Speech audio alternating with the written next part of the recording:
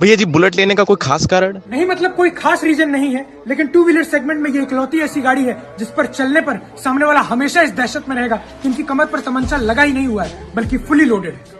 Market में और भी ब्रांड है, जावा, तावा, केटीएम, सेटीएम, हीरो, जीरो, लेकिन ये इकलौती ऐसी गाड़ी है जिस पर चलने पर आपको बुलेट राजा की उपाधि दी जाती है। जब आप रोड पर इसको लेकर निकलेंगे तो लोग ऑटोमेटिकली सम्मान करेंगे, क्योंकि उन्हें डर है कि ये किसी मंत्री, विधायक या फिर अधिकारी का लौंडा हो सकता है।